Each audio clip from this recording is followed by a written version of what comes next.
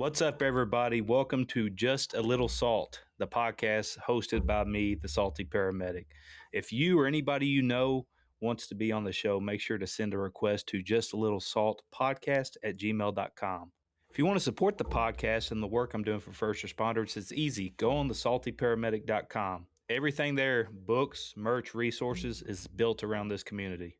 If you're looking for bonus episodes or content you're not going to hear anywhere else, make sure to join the Patreon. Go on patreon.com and search the Salty Paramedic.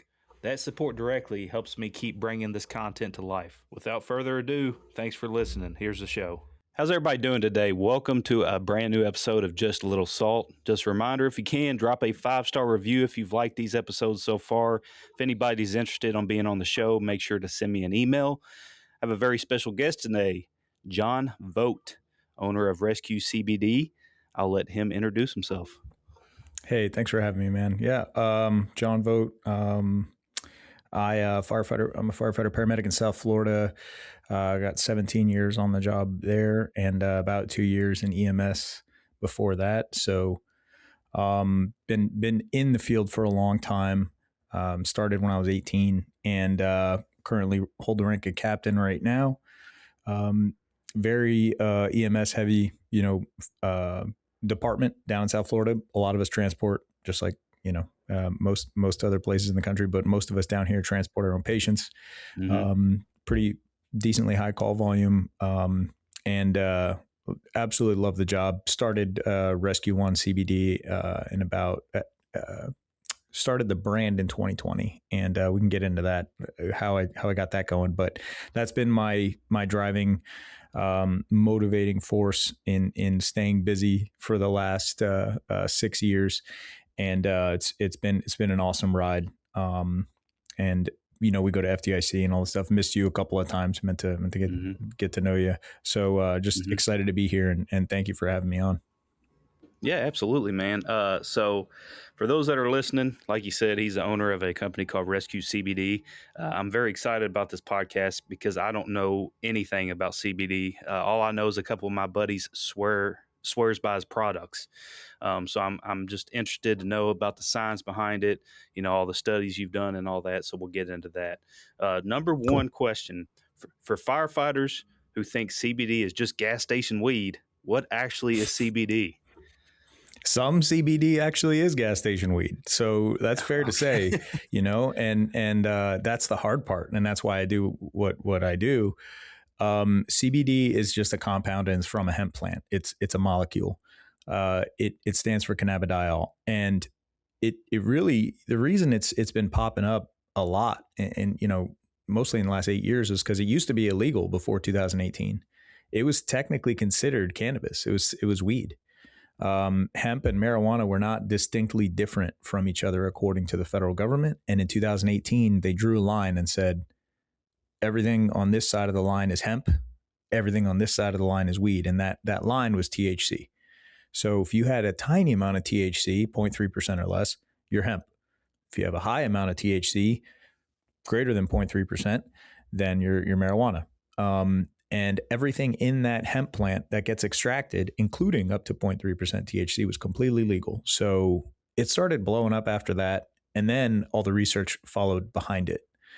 There's been a lot of research on it before, but it really started to increase after that. And what they noticed for firefighters specifically, what I noticed is how it affects sleep, inflammation, and mood. And those three things are greatly positively impacted. So it turned into something that's been more of a very powerful supplement to help you increase longevity. And it's not gas station weed if it's made correctly and if it's lab tested to make sure it's safe. Awesome. Well, I'm sure a lot of firefighters here are all about getting better sleep and everything. Doing a little bit of research that I did, can you explain the endocannabinoid, did I say that right, system, like you're teaching a probie at the kitchen table? Yeah, that took me a little while to pronounce. So did cannabidiol. I didn't know if I was saying it right.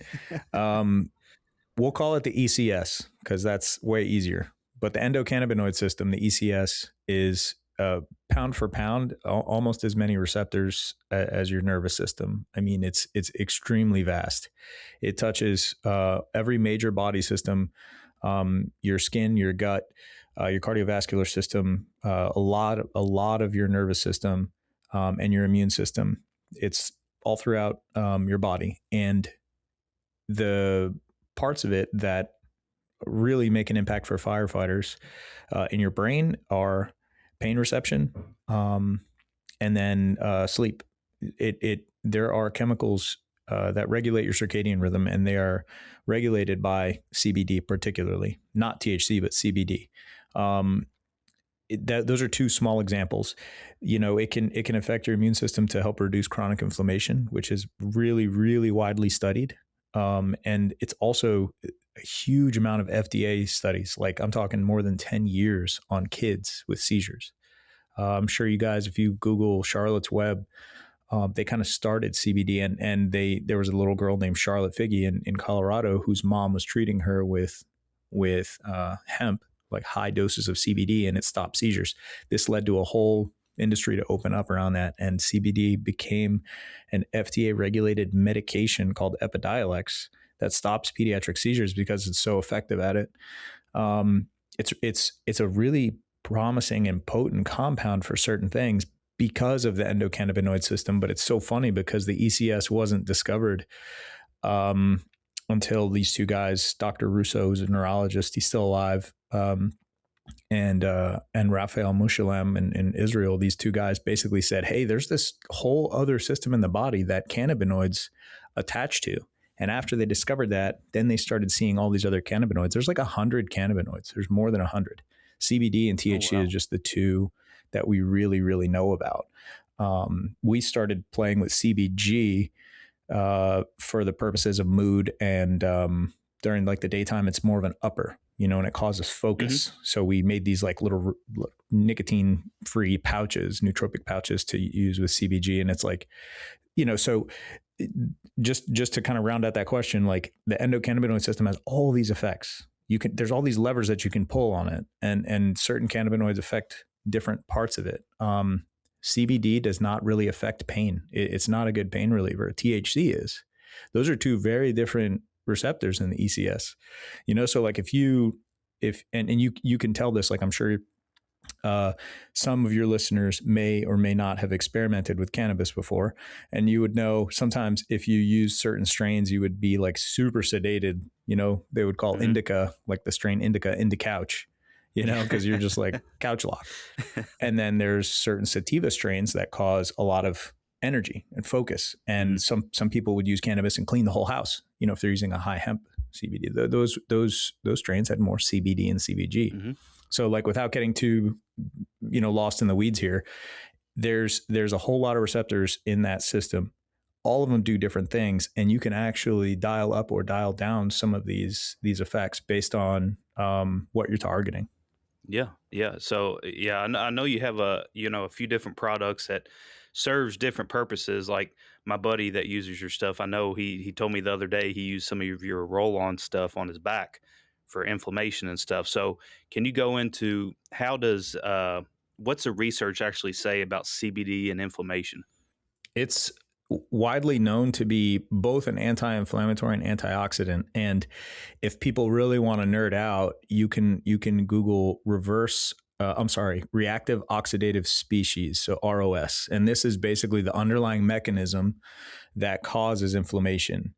It's oxidative stress, right? So like when people take antioxidants or if they eat a lot of like foods that are antioxidant, it's fighting oxidative stress. And if you have too much oxidative stress, you have inflammation. It's an imbalance. CBD reduces that oxidative stress. And so because it's a pretty potent antioxidant, it reduces inflammation in that respect. And that's one way. And the other way is it reduces certain white blood cells that are it works exactly the same as Solumedrol or a corticosteroid like prednisone, right?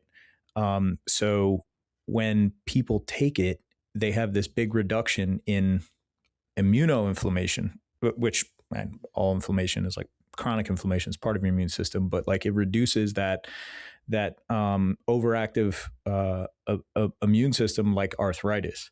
So if you looked up a lot of research about CBD and arthritis, there's several studies on humans with and dogs with pain relief from arthritis. And that's the one thing I'll say where CBD does relieve pain directly. Indirectly, I should say, it reduces inflammation to the point where if your pain was from inflammation, it helps. It's not a painkiller like fentanyl. It reduces inflammation, and then if you have arthritis, your pain is from that inflammation. So as far as that goes, it's on par with, or it's depending on the dose you take, but it works similar to Solumedrol. It reduces inflammation in that way, and it also reduces oxidative stress or like just keeping oxidation down. It's pretty cool. Oh wow.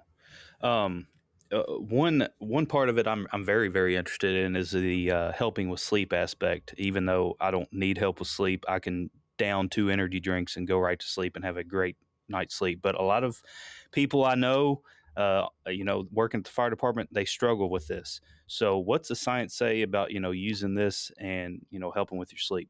First of all, I gotta touch on something you said, because a lot of people take high amounts of caffeine and say, "Oh, I can fall right asleep." I used to be that guy too. And there are people that still sleep okay with caffeine in their system, but typically,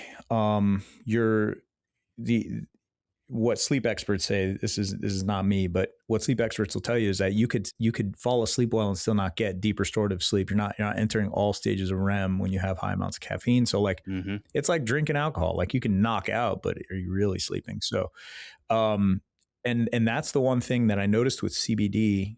Most of us on the job, we can fall asleep pretty easy, I think. When my personal experience, and talking to a lot of people, staying asleep for the whole night and not having that feeling of waking up and not being able to go back to sleep for longer than 30 or 45 minutes, like being awake for that long, is what the common complaint is. Hey, I fall asleep quick, but I like wake up at 2 or 3 a.m. and I'm up for like an hour and a half and I can't fall asleep. And it happens maybe more than once. Yeah. And that's our shift. Like that's calls, it's proven. So what we've noticed starting in about 2018, there was 2 really big studies that I noticed that changed the way we should view cannabinoids in general, but specifically CBD as far as how it works on the brain. There are 2 chemicals in your brain that regulate that clock. And they were studying Alzheimer's patients and Parkinson's patients, and they have notoriously terrible sleep. And they were noticing that those cannabinoids were depleted when you're in a sleep deprived state. So if you're constantly waking up throughout the night, those endocannabinoids, those chemicals in your brain, they're at an all-time low. And when you are in a completely rested state and you're feeling good, those cannabinoids are very high. So we looked at that study and we're like, hey, I think you could supplement with cannabinoids and correct poor circadian rhythms. Like if your circadian rhythm's broken, the way to fix it, if you ask a sleep doc, is you have to go get perfect sleep. You're like, yeah, thanks. I would love to, but I can't. I work on the job, and also my sleep is broken. So like broken sleep means I'm tired, means I take a ton of energy drinks, and then I can't, I'm kind of affecting my sleep later. It's this cycle. So, a lot of holistic people are like, hey man, just, walk your dog in the morning and get some good sunlight during the day, and then some good sunlight at night. And then, just exercise and do all these things. Okay. But the calls still happen, like I'm not stopping running calls, and we shouldn't want to. Like this job's awesome. I love this job, and I'm going to bid busy houses. I'm not going to stop running calls at night. But when I'm at home, if I have to fix that, it's going to be kind of tough. So just to jump in and do something like in the interim to say, we identified a potential problem with our circadian rhythm with these chemicals, take something that's naturally occurring to boost them, and then see how it does in your sleep. And we've noticed massive benefits. I mean, customers message me constantly, and they'll send me screenshots of their sleep score, and they're getting like a 96 or a 98 on a sleep score. Good. And they're like, I've never seen this number. Yeah. You know what I mean? They're like, I've never even seen this number. I didn't even know I could get that high.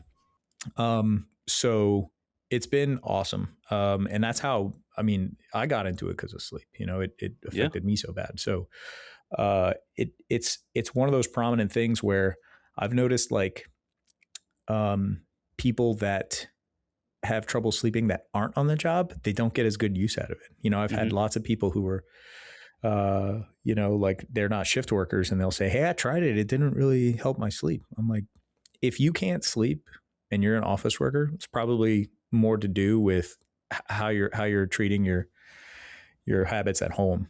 Yeah. You know, like I know why we're not sleeping. We're not sleeping because we're getting woken up, you know, 2-3 times after midnight. It's totally different. But I found that interesting too. You know, how does CBD affect your cortisol levels? Specifically, talking about like stress response, does it affect your stress at all? It's a very cool effect on cortisol. It does reduce cortisol, serum cortisol levels. And you know, I've talked. If you guys don't follow Dr. Daniel Higuera on Instagram, he's really cool content. He posts a lot of like health and wellness stuff on firefighters. He'd be a good dude to bring on here if you wanted to go to the health route. But basically, cortisol. Yeah. I'll send him your stuff. But cortisol, you know, from him talking to me about it, it's like it's necessary, right? We need cortisol. We need inflammation. We just have to keep it in check. So this one's harder to talk about because sometimes, like, I don't think most firefighters are like low on cortisol. I think most of the time it's probably way too high. We're constantly, you know, stressed. But CBD does reduce serum cortisol levels, even at moderate doses like that we take in our tincture here, like 30 to 100 milligrams at a time. And it can help with that like overstimulated feeling or that like super switched on, the hypervigilance. But more importantly, you know, they noticed that even at low or moderate doses, 60 milligrams at a time, people were way more relaxed or had way less feelings of anxiety in humans, you know, like double blind studies, which is really interesting because like a lot of times anxiety is more, it could be more placebo effect than anything of something helping you. You know, if you can relax yourself, you'll relax. Like it's as funny as that sounds. So when they had this double blind thing, they showed, even a good amount of people taking moderate doses of CBD were having reductions in anxiety.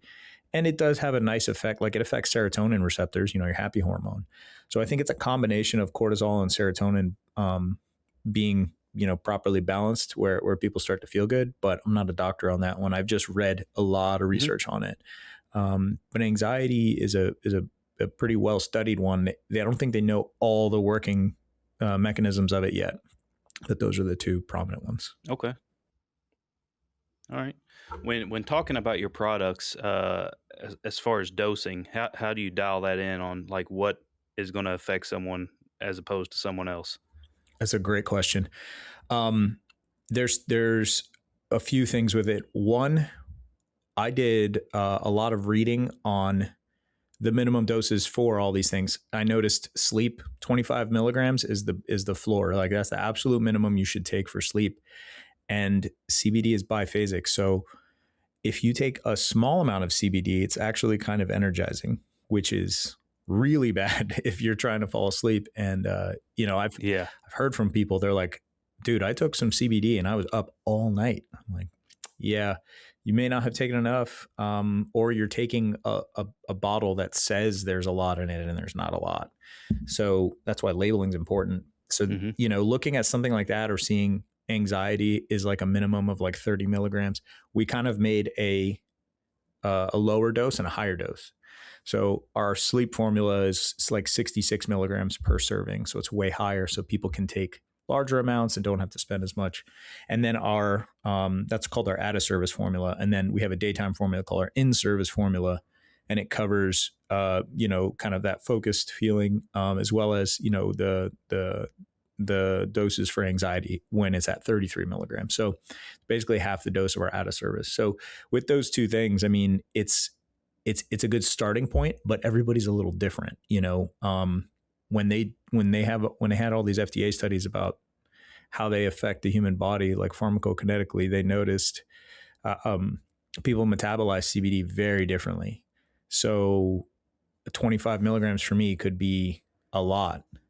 And for someone else, they'll take 25 milligrams. And normally that's like, should help with sleep, and it doesn't do anything, and they'll have to take a lot more. So, we also say start with a dropper, increase doses. It's very safe to increase. They've tested it at very high doses on people, and it's safe relatively. Okay. All right. So what would you say some of the biggest misconceptions about CBD and first responders are? At this point, I think like most of the misconceptions are gone, which is really nice. I think the biggest misconception used to be that it's weed, and that's still around a little bit. So I guess we could say that one is probably the biggest misconception, but it's like every year I go to FDIC, that's kind of my gauge about how the fire service is judging it, and it's less and less. Like everybody kind of knows what it is now, as far as most part. But there's still some people that are like, CBD, isn't that cannabis? That's probably the biggest one. But now the thing that I'm trying to change is drug testing. As a molecule, if CBD is perfectly pure, which is very hard to do, you can take it and pass a drug test. And so that's the next one. The first one was educating the fire service, like, this isn't weed, it's very different. It's not intoxicating and all that. And then the next one is drug testing. Can you take this and pass a drug test? So with our research that we've been doing with those two universities up there, which we could talk about, that's the next thing I'm going for. Okay. All right. So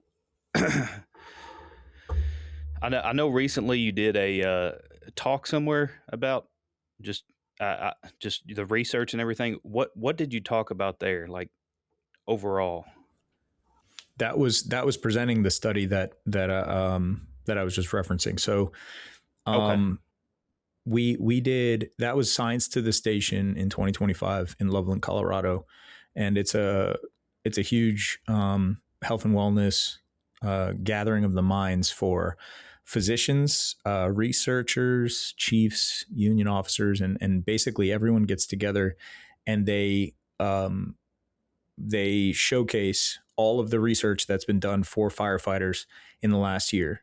So things like mitigating PFAS in your blood, trying to determine cold weather tolerances for firefighters in gear, or like all kinds of stuff. They had people, one of the studies I saw there was pretty cool. They had like somebody swallow a thermometer, like it was like an internal thermometer, and they're measuring their body temperature in cold weather firefighting and stuff. And like they did it to like a whole department somewhere in Wisconsin. Oh, wow. And they do stuff like that. It's very cool stuff. Like they can say, hey, in gear, you can tolerate, so they have like all this research. So they had me speak, and it's like a TED Talk style thing. And it was on my study that I did with the University of Arcadia outside of Philly and the University of Maryland at Baltimore. Okay.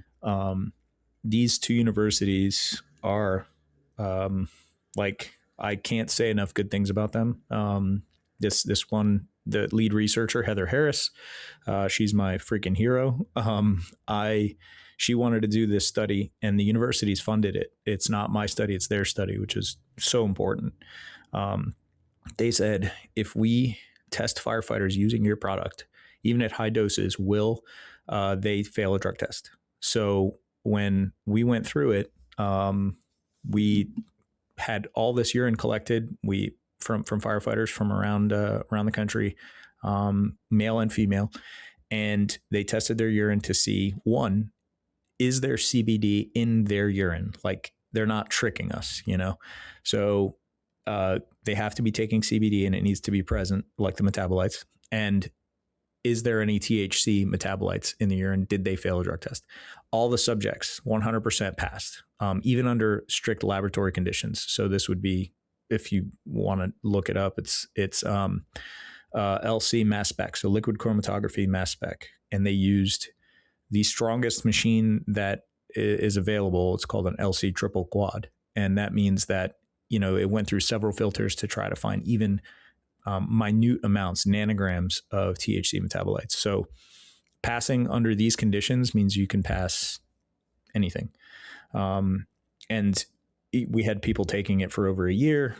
We had people taking it very, very, very high doses. I was one of the subjects as well. I was trying to take 4 times the amount that I normally take because I wanted to like just show an astronomical amount of cannabinoids in my system, and just establish the safety profile. So that was what I had presented on. It was all that data. It was supposed to be the 2 researchers that started that because in my opinion, a firefighter probably has no business like, trying to display some of this research, but they were unavailable and they were totally fine with me doing it. So I went way out of my comfort zone and presented. They created the slides. I just kind of talked about them, but I went over it with them ahead of time. So that study's still ongoing. So we're getting more people in the study now. We want to get the study up to over 100 people because it still has to get published, and they need a lot of subjects to do that. Gotcha. So you talked about doing these studies about making sure that you can pass a drug test and all that. Have you had conversations with departments across the country? Like, are they developing protocols in favor of this, or like, what's their thoughts on it? Yeah, that's a good question. I have talked with a few. Most of them have just kind of resolved to say, okay, so let's just say this: don't fail a drug test. They kind of avoided putting CBD in there in general, which is what my department did. My department said you're not allowed to use any kind of cannabis product, and they considered hemp a cannabis product. And then they just changed the contract to say like, just don't fail a drug test. Okay. There are some departments that have gone out of their way to write in their contract or their drug testing policy that CBD is not allowed.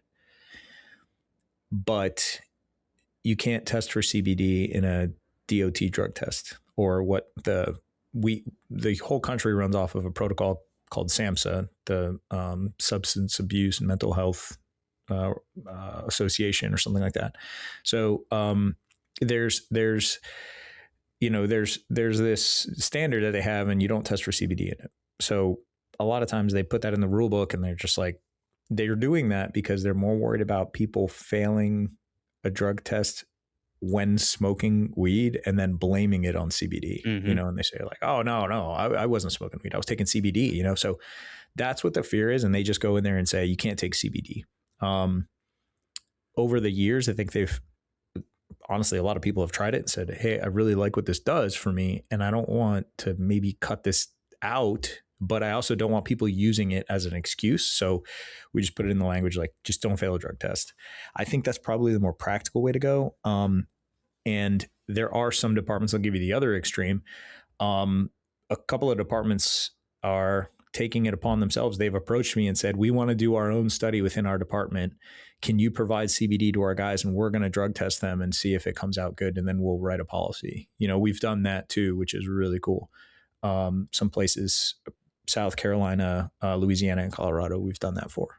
So would it be safe to say that, in your opinion, in 5-10 years, it's going to be just continue to trend in a positive direction towards the outlook of CBD in our career field, from what you've seen? Yeah, I think so. It's growing every year because, one, in my time since I've been here on the job, we've really shifted, and I think the whole country shifted to a more health conscious people. I think most people we're trying to be healthier now than we ever have in modern history. The foods we eat, going back to how the food is even raised, and then all guys and girls on the job, maintaining higher fitness standards and things like that. It's starting to be more normal, where people are prioritizing things like sleep. Whereas before, that was kind of like not taboo, but you were probably going to get called soft if you said like, hey, I want to fix my sleep off duty, So with that in mind, and knowing that we only have a few options for correcting our sleep. Number one is quit the job, right? You can get perfect sleep if you're not running calls. Nobody's doing that. I hope not. And, Mm-hmm. the other one is pharmaceuticals, right? And then the third one is just naturopath. So the naturopath side, you have like melatonin, you have some other supplements, and then you have uh, some things like meditation or cognitive behavioral therapy. Uh, Between all of those, CBD fits in so well, either standalone or in combination, because it's relatively cheap, it's so easy to do, and there are no side effects. Um, you shouldn't take it with certain medications, because it can make them a lot stronger. So you have to like pay very close attention if you're taking medications to talking with your doc. Mm-hmm. But, when you think about all those things put together, and then you think about how the next 5 years are going to go, or 10 years, it's only going to be easier to get it. I think the prices are going to go down, which is really cool. And we've been growing every year, so like clearly the demand is still there. So I hope it's more and more accepted, because it's just, it's like, imagine someone, giving you all this controversy for taking like omega-3 fish oils, Mm-hmm. it's like, it would be, to me, it's like the same thing where I'm like, you can buy this over the counter in a CVS. It has absolutely no effect on your mental status. It's non-intoxicating. It doesn't have any side effects, and it's healthy for you. And there's rules, there's regulations, there's all this really, really crazy stuff that's extremely excessive very often, and it's just completely unnecessary. So if that starts to kind of like open up a little more, and we have a more health conscious fire service, I think it's going to be even more open and taken than it is now. That's awesome.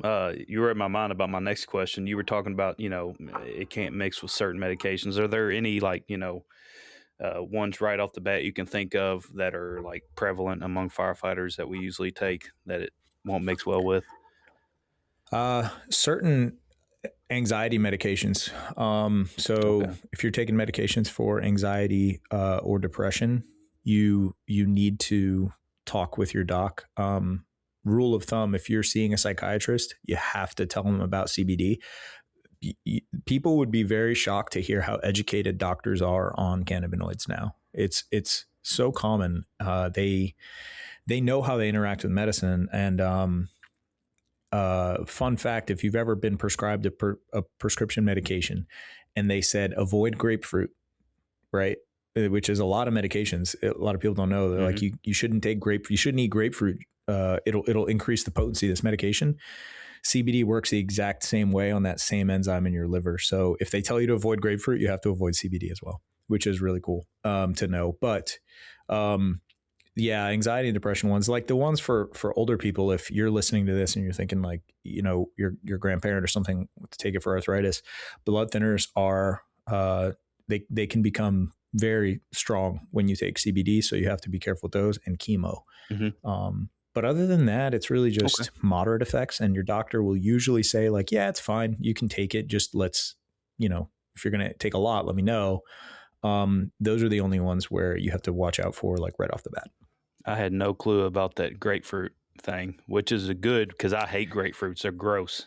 I don't ever have to worry about that. So there's a grapefruit juice. Grapefruits affect an enzyme in your liver,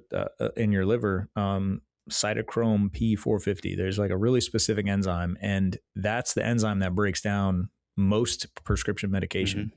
So if that enzyme is inhibited, the medication doesn't break down. It's super strong. So CBD is the same. It works on the same enzyme. So it's kind of cool. If they ever tell you avoid grapefruit, then you have to avoid CBD also. Wow. All right. Well, we're gonna talk about the fire service and shift work. What does shift work do to the endocannabinoid system, like in general? How does that affect it? That's a great question. There's that neurologist I was referencing earlier, Dr. Ethan Russo.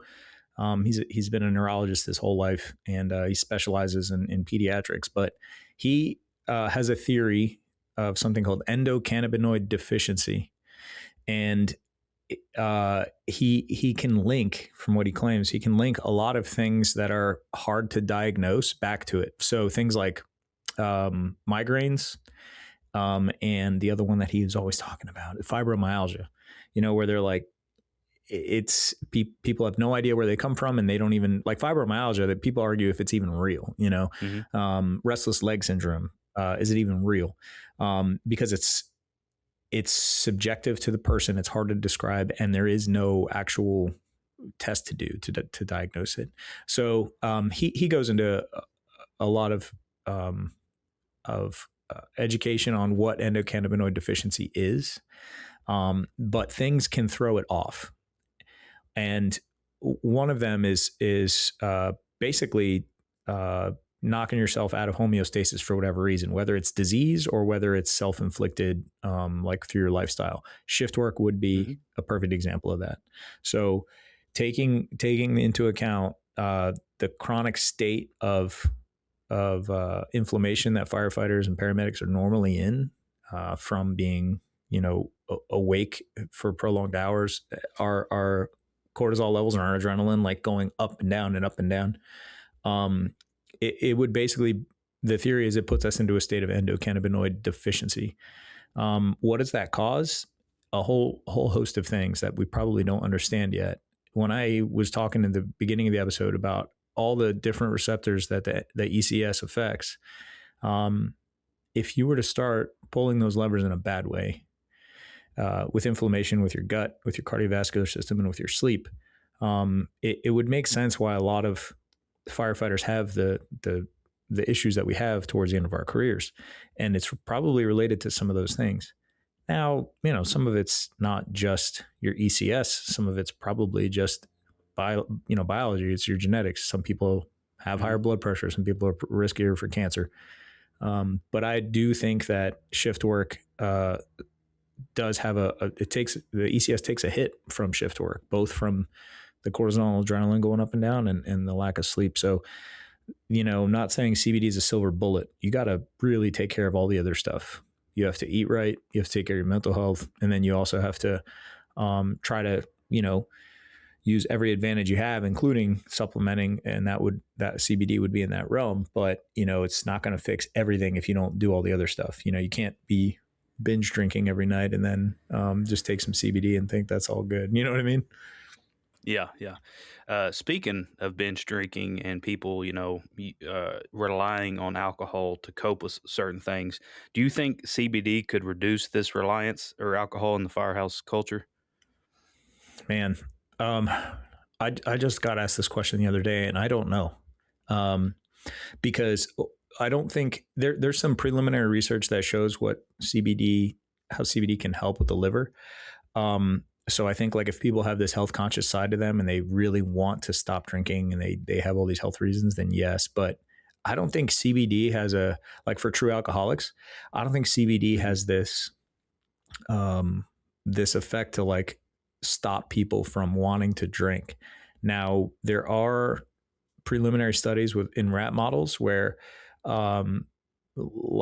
rats, I don't know how, I feel so bad for these rats, man. Like you always hear about these rats that are in these studies, but they basically would feed rats alcohol to the point where they're dependent. And then when they would try to get them to not have withdrawals, they'd give them high doses of CBD and it would work. CBD has a really weird effect on the part of your brain that is the reward system. Like it doesn't trigger it so that it's addictive, because there is no addictive properties, but it somehow helps with addiction. And I don't know if they're sure about it, because they've done the same thing with cigarettes in humans. They've done the same thing with opiates of trying to get people to lose that craving, and somehow it works in high doses. Yeah. But it's so early and the doses are so high to be able to do that. I don't see it happening unless there's some kind of like pharmaceutical grade level of it where you're buying like, 5 or 6 times the amount that what we like sell in a bottle, and it's really, really concentrated. So the promise is there, but I don't see it like in the short term happening. Okay. All right.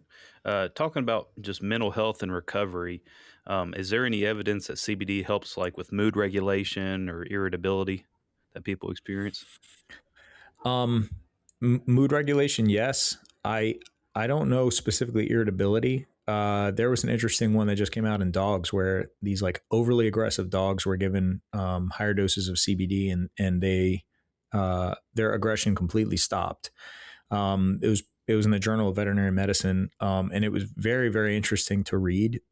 You know, dogs aren't humans, so it's, you know, it's different. But mood regulation, yeah, they have a very interesting case study on people with public speaking. Um, you know, and they would give them. I know you've spoken in public many times, and that's like people's like number one fear, except for heights, I think. You know, like when they poll most people, it's public speaking. It's super weird.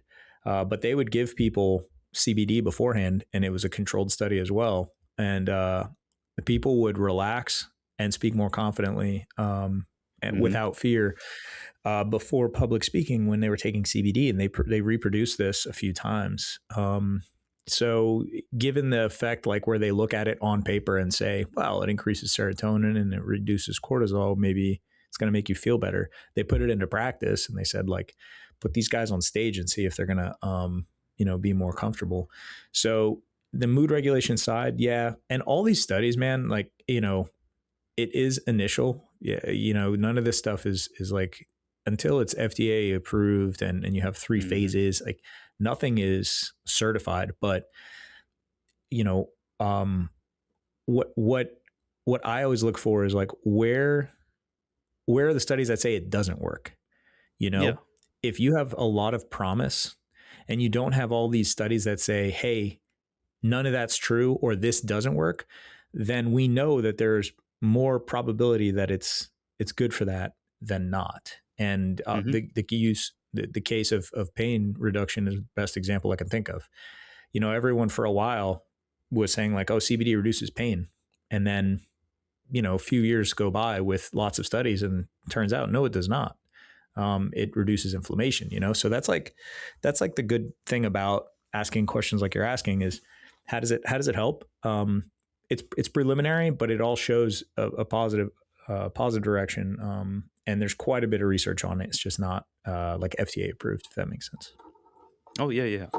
One thing I struggle with, and I'm sure a lot of first responders struggle with, I'm just chronically hyper vigilant. And I'm always, you know, worried about my surroundings, what's going on, and not present in the moment. So does this help that at all? Just, you know, relaxing and trying to narrow in on what you should be focusing on versus just everything else going absolutely. around? Yeah, absolutely. That's so for me, I can't tell if I'm like hyper vigilant during the day, or I'm just like, you know, I just have so much stuff going on. I take usually CBD and CBG during the day. Lately, I haven't been taking CBD at night. My sleep has been really dialed in. So I go up and down on when I take it at night and when I don't. That's the nice thing about it, is it's lipid soluble. So, you know, taking it regularly means you don't have to take it as much. But the hypervigilance thing, like when you're taking it during the day, there are those two cannabinoids, CBD and CBG together, I think are perfect for exactly what you're describing, because CBD has this effect on like making you feel relaxed. CBG allows you to focus, and it has like an energy component to it, you know, where it's like alert promoting is what they call it. But it's like a very calm focus during the day, which I think is great for coming off shift, you know, when you're like, either you're just tense, or you're just in a bad mood because you didn't sleep most of the night. That's when I take it. So understanding those, how like when we talked about earlier, how they have different things that they do, understanding how they work is really important for that reason. Okay. All right. Now shifting to just the brand, Rescue1CBD. Why did you start this? What got you into it? Rescue1CBD. Yeah. So Rescue1, sorry. yeah, no worries. There is a brand I think called Rescue1CBD. So I was like, okay, they do like topicals. It would be really noticeable when you Google it and you see like all these THC products in it too. Like you'd be like, this doesn't seem like that stuff. So, yeah, but I started Rescue1 because in 2017, I had a really bad foot surgery. They had to like rebuild my ankle. I wasn't injured. It was like a long running deformity I had in my foot since I was a kid. I had no arch and my foot was really crooked. So started to really hurt on the job. Finally got it fixed. But it was a very, very invasive surgery. And I was on opiates for a while. And I didn't become addicted, but I was definitely dependent, especially with sleep. I could not sleep if I didn't take them. And when I finally came off of them, my sleep was absolutely wrecked. And there was like nothing I could do to fix it. I started like drinking at night a good amount and like mixing it with Benadryl to like try to fall asleep. And then I would wake up all night and then I couldn't stay asleep and then I'd feel like crap.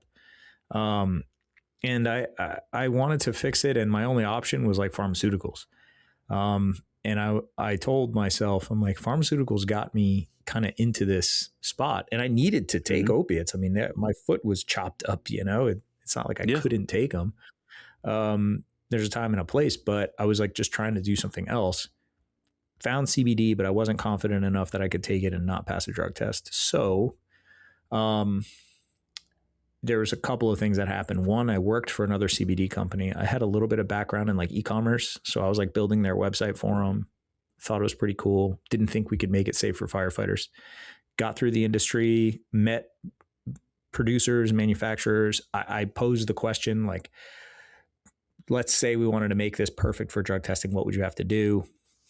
XYZ happened. We went down this whole route of what ifs, met the right people, and we made it happen. And I started Rescue1CBD, not because that other brand was basically just for everybody. And I wanted to start one just for firefighters to show we could take it and we can make it safe. So worked with one team of scientists that are willing to make it in the pain in the neck way that you have to make it perfect. And they do it. And we went 10 steps further and got universities to jump on this study to prove it. So that's been the last 8 years was, I'm skipping over a lot, but basically, going from having my foot surgery and being really pissed off in a way that I couldn't take this thing that everyone said is great for sleep because of drug testing. And fast forward today, and we are the only brand that has that study. Rescue1CBD is the only university studied CBD on firefighters to show no failed drug tests. We have a lab. I'm actually on the other side of it. On the other side of that wall is our lab. We package everything here. We mix everything here. It's me and a couple of guys on the job with me that do all of the mixing, portioning, bottling. We send it off for lab testing 3 different times to make sure it's 0 THC in it. And then we ship it from here. So we don't trust anybody else to touch the stuff. Once the CBD is extracted, we test the hell out of it and we make sure it's perfect before we ship it. And that's the way we're going to keep doing it, so that we can ensure nobody's going to care more about guys and girls on the job than other guys and girls on the job, because I understand what, your pension means to you and your family. I'm still on the job. I still get randomly drug tested 3 times a year. I was just drug tested last week. I was like, I keep this on my desk. So like when people ask, I'm going to show you the drug testing form that I had, I was like, I'm always being drug tested so that, like I can just, with confidence, I can say our stuff does not cause a failed drug test, All right. So, this whole duration that you've had this business, I'm sure you've learned a lot of lessons along the way. What's been the biggest like lesson you've learned from starting the business? To have a little more confidence in myself, getting kind of personal. Like it's such a difficult thing to be in business for yourself.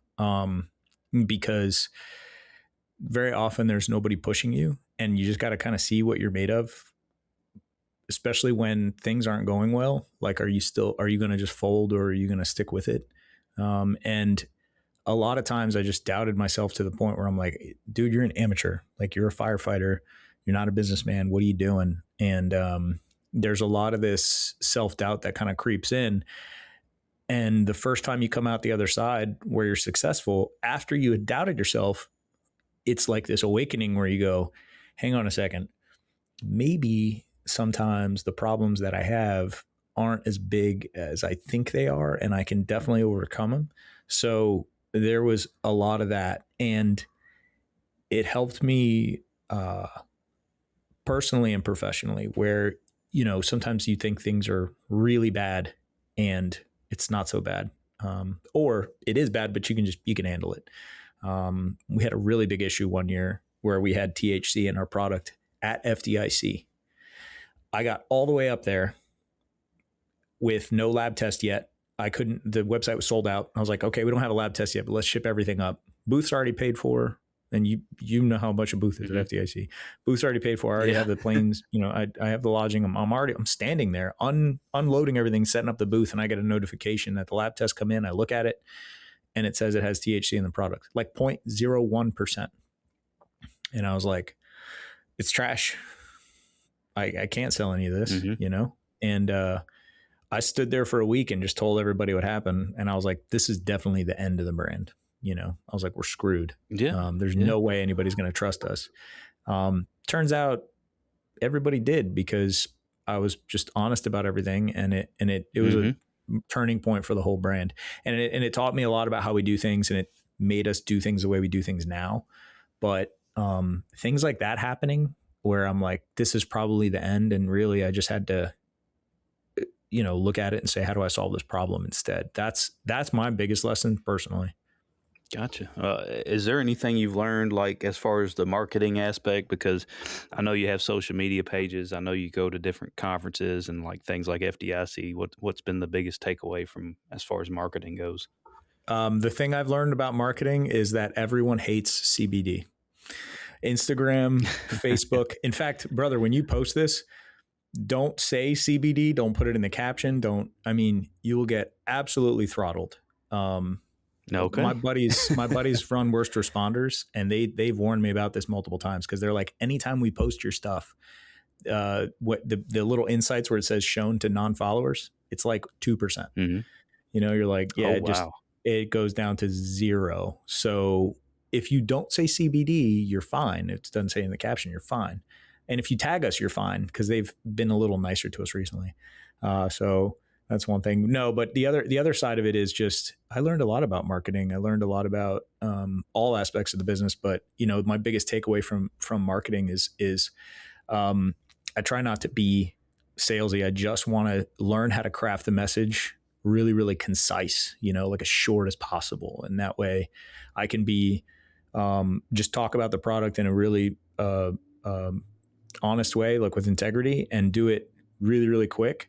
And I also learned, if you can make it funny, it'll get shared around in the fire service a lot better. Like if I try to sit there in front of the camera and just talk about the science, it won't go anywhere. But so that part has been really cool for me. I've really enjoyed learning how that works. But it's a lot, as you know.